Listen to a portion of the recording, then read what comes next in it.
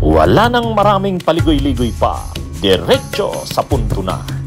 Maiksi lang ang komentaryo, pero diretso sa punto. Maraming kuro-kuro, may tiwali, may totoo. Dito, sa Puntong Diretso tayo. Punto Diretso. Ito mga kabunyog, mga kababayan. Itong kay Bato. Nung talakayan namin ni former Secretary Ronald Llamas sa Dos Amigos nung Sabado, pinag-usapan namin yung mga options ni Bato, yung mga possible options o gawin ni Bato. O syempre, ang posibleng gawin ni Bato, pwede siyang mag-surrender na. Kasi alam niya namang wala nang patutunguhan kung magtatago naman siya. Pwede siyang mag-surrender na. Pwede yon, voluntary surrender. Or pwede ring magtago siya sa loob ng Senado. Gamitin niyang sanctuary ang Senado.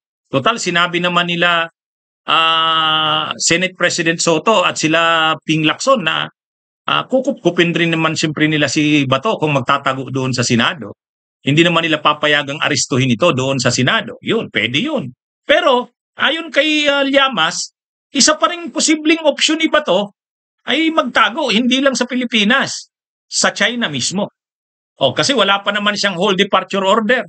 Hindi pa siya pwedeng i-hold kasi wala pa namang order ang korte na issuehan ng hold departure order para yung Bureau of Immigrations hindi na siya payagang makalabas. Actually, pwede pa siyang lumabas ng pasikreto.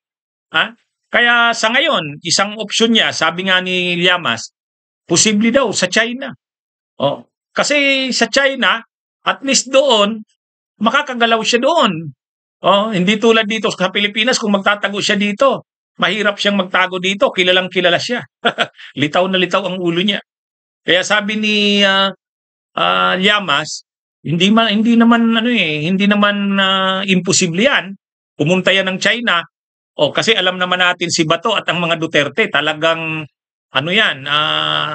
tuta yan ng China. Yun, pwedeng gamitin na natin yun, tuta ng China.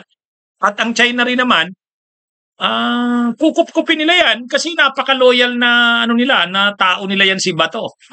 At habang nandyan pa ang arrest warrant ni Bato, magtatago muna siya sa China.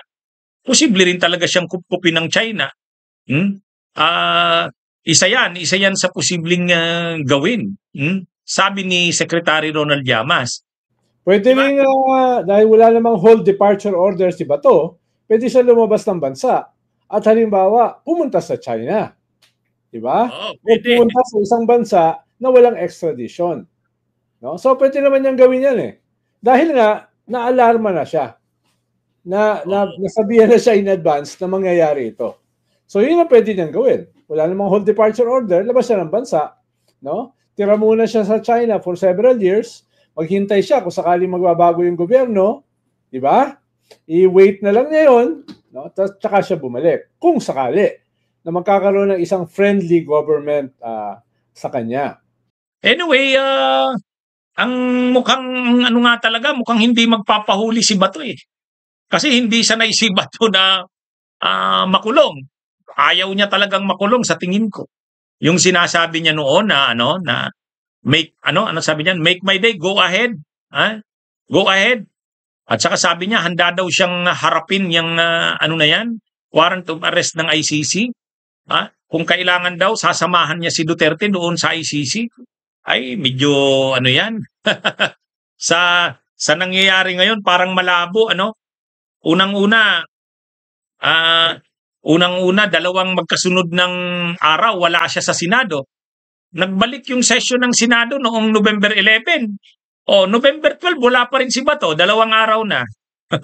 Kaya, mukhang naghahanda na si Bato sa tuloy-tuloy na pagtago.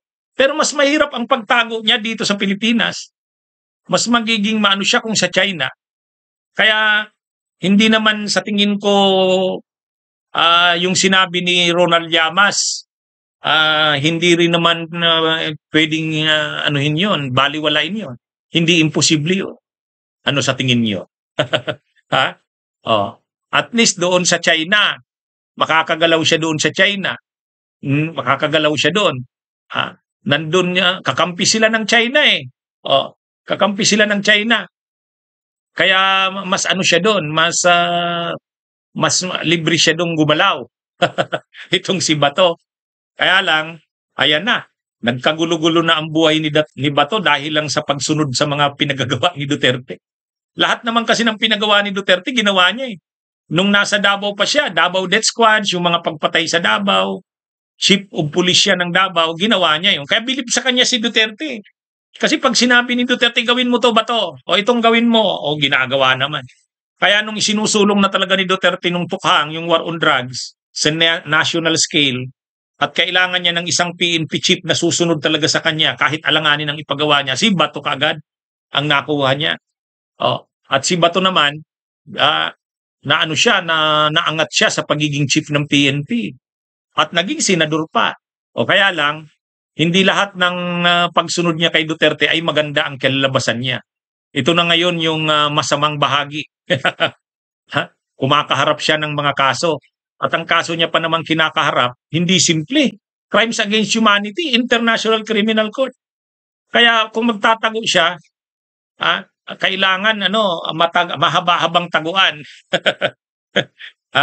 Mahaba-habang taguan. Kaya tama yung sinasabi ni Secretary Ronald Llamas, posible talagang ang China ay isang opsyon na i-consider ni Bato. Madali lang naman na makaano siya. May direct flight yata ang Davao sa China. At saka pwede naman siyang pasikritong makapunta ng China, tutulungan din siya ng China. Lalo pa ngayon na mainit ang China sa Pilipinas at gusto rin siyempreng kupkupin ng China yung mga tuta niya dito. Kaya gagawin din ng China na ipakita yung suporta sa mga matapat niyang tagasunod dito. At ang pinakamatapat niyang tagasunod ay ang mga Duterte at ang mga tao nito. At si Bato ay isa sa tao ng mga Duterte. Bunyog, halikan na kasama ka. Bunyog, kapag buklod ay may pag-asa. Luzon, Visayas, Mindanao, isa ang pananaw. Sa bagong Pilipinas ang bunyog isisigaw. Bunyog.